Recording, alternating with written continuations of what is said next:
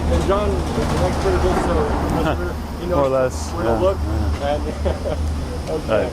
And keep an eye on that shot. If the professor moves around, you want to adjust the camera to follow him, to reframe the shot if needed. But right now it looks good. Okay, so question, please. Remember, we're talking about gentrification. We're not just talking about Marshalls, but we want to find out what this means in the larger context, but also about gentrification itself and the change in landscape of New York City, the changing character of New York City. Right. What does it mean? What do we make of it? What does the professor make of it? Okay? What kind of effect do you think opening a Marshalls in this kind of neighborhood has on other stores around it? Right. Well, it's definitely changing the neighborhood. It's not just a single new store, Marshalls, but overall across the city, I think we're seeing, especially in neighborhoods that had been lower rent neighborhoods where local sort of mom and pop stores could afford to have stores and afford the rent, that we're seeing that as these neighborhoods become more expensive and we see greater kind of influx of people into the city, into neighborhoods where people weren't living before, this it becomes more viable for larger stores that can pay higher rent. It's pushing out kind of diversity of stores and bringing in more single-use kind of large retailers. So it's definitely changing the character of what you see in the street, what you have in your neighborhood, the kind of experience of living and kind of working and shopping in your neighborhood. It's you have this more corporate kind of mall-type presence in our neighborhoods now, and this is going on around the city. Yeah. Aren't I supposed to say my name and who I am first? Yeah. I'm John Ritter. I'm a professor in the New York University Department of Art History, Urban Design, and Architecture Studies. What would you say in defense of mom and pop stores? Well, I think the mom and pop store is very much a part of the fabric of any city, and New York in particular. I think we have this tradition of really small, entrepreneurial, inventive, often immigrants opening and serving their local neighborhoods. And New York has something to do with what I study, which is the architecture and the kind of urban fabric, which is that New York has a lot of, if you go back to the colonial plan of New York City, it was all basically designed around 25-foot wide houses. And so the lots, if you look at the maps or the property plan, it's all really platted out into these 25-foot frontage lots. And so that lent itself very well to really an affordable small house or an affordable small store or shop. Other cities developed on larger scale modules, so they maybe are more friendly toward big development. And certainly when you think about suburbs or malls that were designed around much bigger floor plates, obviously you have to have a lot of capital to invest to open up a large store or a shop in a different place. So in a way, I think New York is synonymous with this small opportunity, and often for an entrepreneur, an immigrant, a newcomer to kind of understand their local neighborhood, the needs and desires of people that live and shop in their neighborhood, and be able to cater to them with something that is very specific to that neighborhood. And these kind of stores have often grown up to represent, in a way, the character of those neighborhoods because they are part and parcel of the neighborhoods. So I think that the mom and pop shop is characteristic of kind of urban life. Also, from almost a real estate and a kind of a sociological perspective, I think it's been shown through studies that mom and pop shops help to retain resources in neighborhoods. So big corporate operators tend to extract money, resources from their neighborhoods. Mom and pop shops tend to circulate that money back into the neighborhood. So in terms of the earlier question you asked about kind of gentrification, it also has to do with whether the money that we're spending in our neighborhood stays in our neighborhood or whether it's going somewhere else to investors or to corporate offices. So the mom and pop shop has an important role to play both in the cultural and economic kind of life of especially New York. I think you can say that about every city. Yeah. What kind of effect does gentrification have on the affordability of the neighborhood?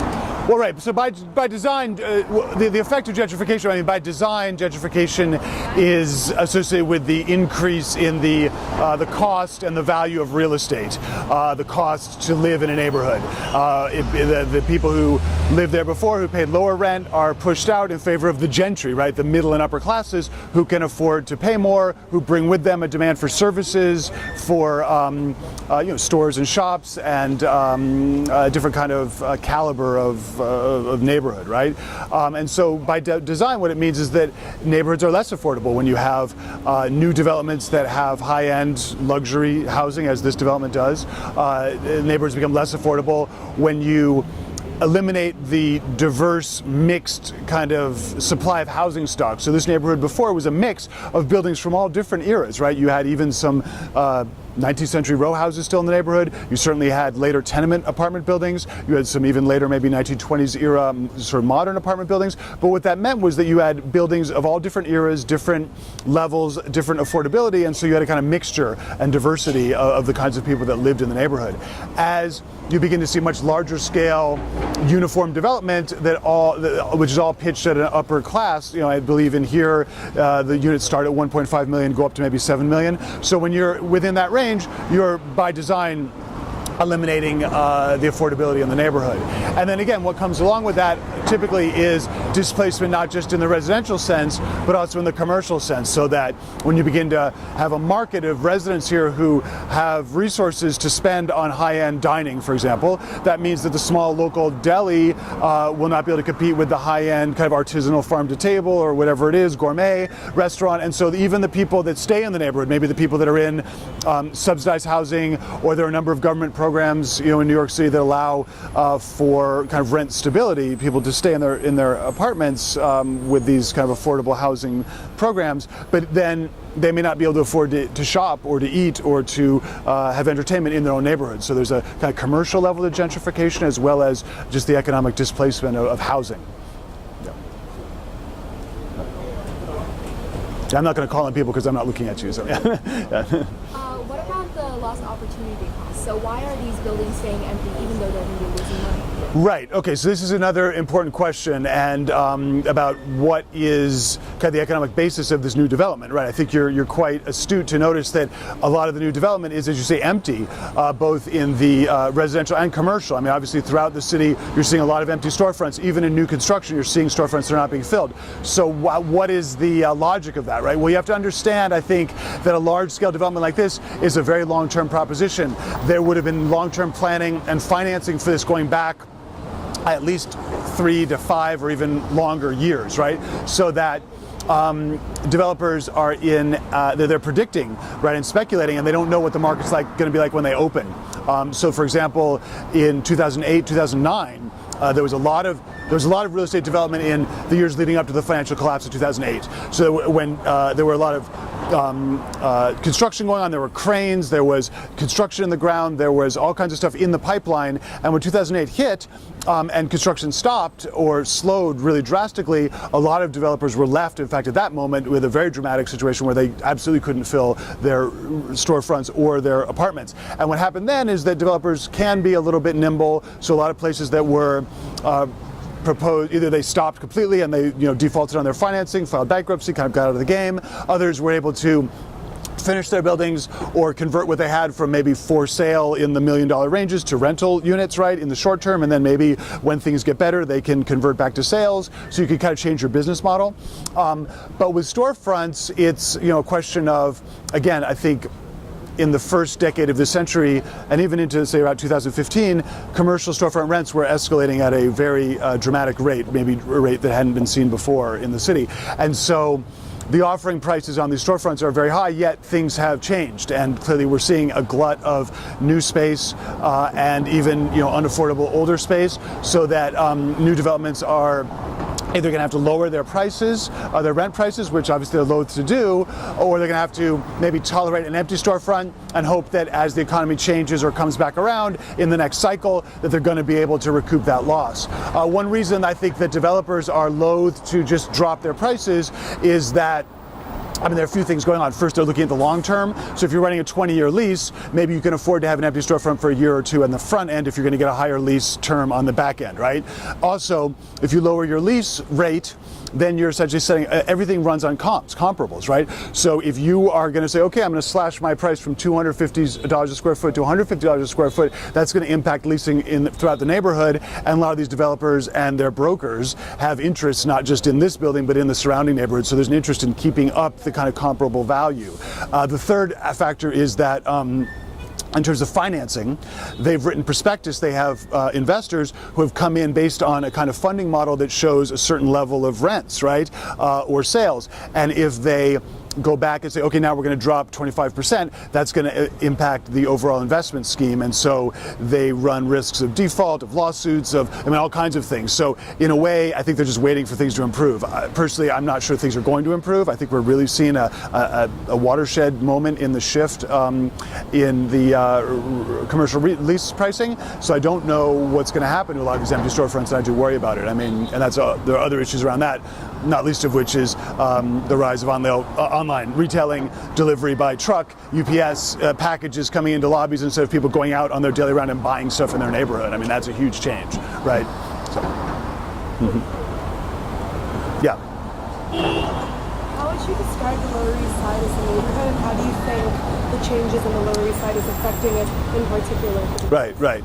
So how do you describe the Lower East Side as a neighborhood? I mean, historically, as a historian, it's always been a place of change, of turnover, and especially of immigrant arrivals and departures. So you've had waves of immigrant groups coming through this neighborhood, from the original English settlers, right, who built townhouses in this neighborhood, and then as they moved farther uptown to escape commercial development and kind of noise and development and factories and industrialization in the neighborhood. A lot of them, those houses turned into houses for Irish, and then Italian, and Eastern European, and Jewish, and Caribbean, and then Asian, right? Flows of immigrants that came through this neighborhood, which was, because of the mix of housing that I've described before, was affordable, was stable, was a place where you could move in, afford to live here, get a job, send your kids to school, and then maybe acquire capital, and then move up and out, right? Move to a neighborhood that had better schools, or was quieter, or had bigger apartments, or maybe move to the suburbs, right, as these immigrant groups have become kind of Americanized, right? And that is still the case to some extent in this neighborhood, but it's becoming less and less like that. And so each of those cultures has left its mark on the neighborhood in terms of the space, and especially in terms of the kinds of shops and stores that reflect those different groups. If you go up to 7th Street, you have kind of Ukrainian restaurants still. Down certainly here, you have Chinatown, you have Little Italy. I mean, those neighborhoods still carry their kind of cultural identity around these immigrant groups that have been there. But as we see more and more middle and upper class housing, there's more, I would say, homogenous in terms of the scale, the size, and the kind of price point. I think you're going to begin to see less and less of that opportunity for diversity here, and I think you will see a greater movement toward, what some have described as a kind of mall type culture with places like Marshall's, which, not to pick on Marshall's, but it's the kind of store that you can find in a suburban shopping mall anywhere in the United States. It's not, very characteristic of the kinds of people that are living in a certain neighborhood in New York City anymore. I mean, I think that has a huge effect on the neighborhood, yes. Do you think that a store like Marshall provides any kind of benefit? Right. So yeah, does Marshall's provide a benefit to the neighborhood? I mean, I think it does, and I think we can overstate the kind of apocalypse that the arrival of these mall stores represents for New York City. Obviously, a lot of people who are very invested in the history, the character, the identity of their city, see this shift toward kind of these national corporate brand chains as a real a complete disaster for the neighborhood. And I personally am not a great fan, but at the same time I do recognize that when there are no more hardware stores, when there are no more local drugstores, when there are no more low-end or affordable retailers in a neighborhood that becomes gentrified, that a place like Marshall's does provide a service. I mean, you can go in there, it's a kind of a department store, right? A low-end department store, a medium-end department store where you can buy affordable things that people need and want. I mentioned already the kind of revolution in retailing around online and delivery, and I do think, personally, I think it's better to have a Marshall's where at least there's going to be people on the street, on the sidewalk. You're going to be able to have that kind of social life of the city where you might meet people, you might find unexpected things, you're out, there's a park over there, there's a restaurant you might not have tried over there. You're going to have that urban experience even if you're going to a Marshall's instead of the Turkish mom and pop restaurant that used to be here. I still think that's better than that we're all sitting in our apartments on our computers waiting for Amazon to show up, right? So I do agree that it's better than nothing, and I think that we can be very nostalgic as people, and we get very bound up in, oh, when that restaurant or that store that I knew that I grew up with, when that goes out, oh, well, that's the end, everything's changed, right? But the fact is, it's cyclical. A place like New York is always changing, always has been changing, and I think young people, new people will make, for them, Marshalls may be a kind of a home or an important place for them. And in 20 years, when Marshalls loses its lease, young people who are maybe arriving in the city today, first apartment on Lower East Side, they're going to Marshalls to buy cheap leggings or cheap shampoo. And when Marshalls goes out, they may be saying the same thing, like, oh my God, I can't believe Marshalls was the place that it was my home when I moved to New York, and now it's gone. And so we always kind of stake our identity on our surroundings, the things that are familiar to us. But those things change. And there is it's somewhat a contrary point of view, frankly, in my field, but there is a level at which there's this, that kind of, if we base our identity around commercial stores, right, shopping, materialism, then there's always going to be a kind of lease cycle of property that is going to govern that, and we're always going to see things shift and change based on the market, and that is a somewhat shallow way to measure who we are, right, and what our identity is. So I do think that there are perhaps things to say that are positive about a place like Marshalls or it used to be the Gap and Banana Republic or whatever it is that's coming in and changing our neighborhoods. So while I personally am a fan of the old small scale mom and pop shopping experience, and I think we all can understand that that's a New York thing, it might be changing, it may not be completely dead, but there may be something in the new order. Yeah. It's the same with the architecture.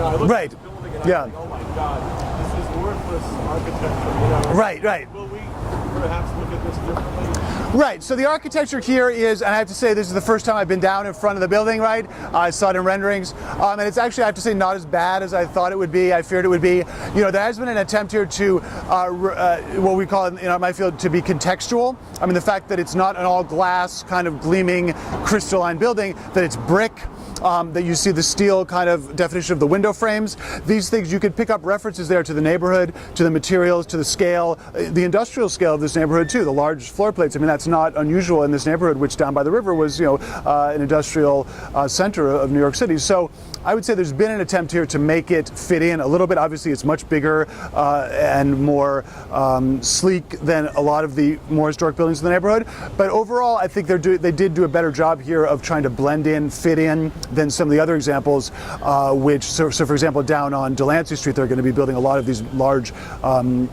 mixed-use buildings with commercial storefront, large big box stores down below, and apartment buildings above. Some of those are like this, kind of brick and steel, but kind of with traditional nods to the traditional form. Others are going to be purely glass. I think those ones are going to be much less successful in terms of being part of the fabric of the city. So this one, not as bad as I thought, but certainly not. It's not like across the street the red brick tenements of the 19th century. It certainly isn't that. And to some extent, in my field, you could argue that, some would argue that, the historic preservation argument is complicated. Some people would prefer that you actually rebuild things that are replicas of the old, that look like the old. Others argue that you have to be modern, be new, but do it in a way that, like this, is somewhat sympathetic to the old. And I think they've done a pretty decent job here. Yeah. Sorry, I'm gonna have to stop this before. Oh, running out of the battery? Okay, yeah.